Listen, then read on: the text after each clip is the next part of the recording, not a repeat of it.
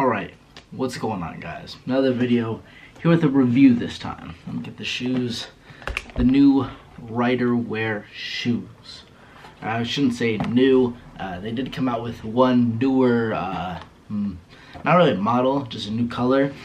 They've been kind of, putting on the story all the time for Instagram and whatnot. And Ryderwear shoes have kind of been like a newer shoe in general, or a newer brand, I should say. They've been represented by Kai Green, Sadiq, a couple other, big name bodybuilders. Granted, they don't use this, this model.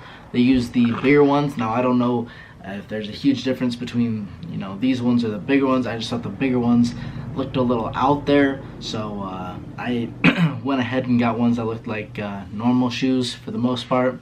So I got these for about 150 bucks. And I was actually like kind of disappointed because they almost remind me of really cheap running shoes. Now, I know the bigger ones are supposed, like I've seen people say, it's supposed to help you with your squat because it's like almost like wrestling shoes where it fits to your shoe, fits to your foot, and it's real flat. So it would kind of help out, kind of like people wear Chucks when they squat because they're really flat, like skating shoes, anything like that. Now these are not flat. Obviously you can tell they have like a curve to them on the bottom.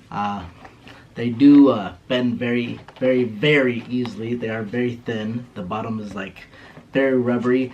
But this whole material is literally one cloth. So all through here is one little type of cloth. So that's the only thing that's really making this a shoe. You step in a puddle, you are fucked. Just because there's so little material. Now I could understand this if if you were runners and you wanted a really light shoe, and because you're gonna be running, it just makes it easier. But that's not really the case. It's not really what it's marketed for, and the insides feel very uncomfortable to my feet. Now, there's definitely not fucking Dr. Scholl's up in this bitch, but it is very awkwardly hard. So for the most part, on the inside, which I don't even think I can take out. I can. Give me a second. This is your little thing for your foot. Now this is super, super thin.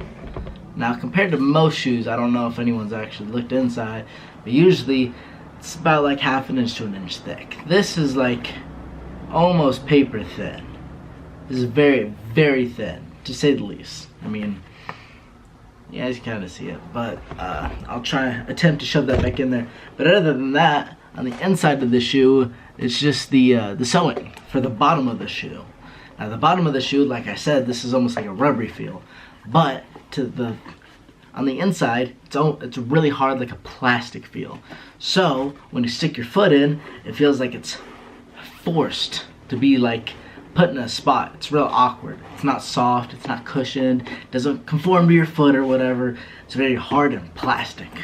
But that and it's a one size fits all, and if your feet are a little small, granted it'd be these kind of fit my feet and they're a little wide, so if you don't have wide feet, you really can't make the shoe fit to your foot, because the shoelace, like you can see in most of the pictures if you actually look clearly, unlike I did, I was just like, oh, some sweet shoes. But there's only like 2 laces to the whole thing. So even no matter how hard you pull, you're not doing much, because you're just bringing these 2 little things closer together. So you're making this tighter on the entire shoe, but even that only gets so tight, so this is as tight as it gets. Like default, there's like that little tiny gap. At most, you can move it like that. So the shoe really doesn't get that tight. It's not really that fitted to your foot. But if you're unfortunate, or if you are fortunate, then your foot will fit nicely in the shoe. Granted, like I said, from the bottom of it, it's not going to feel the best. It's going to be a little hard on your foot. But for the most part, once you wear them for so long, your feet kind of get used to it, and it's not really as annoying. But for me personally, $150, I definitely think you could get better shoes than that. I don't have my other shoes in here, but I have, you know, easy Under Armour, Nike shoes, even running shoes, some that aren't running shoes that I've gotten for, you know, $75, $80 that I think are a lot better quality, a lot better buy than the Ryderwear shoes. Now, granted, I'm not going to judge all the Ryderwear shoes off of one of their shoes, but, you know, I am a lot less likely to buy the bigger kind since I've tried these and they weren't that good in my opinion. But granted, it's my own opinion. Feel free to buy them. Tell me what you guys think about them, and I hope I made you a little more aware of your purchase so you can spend your money a little better. That's all I got.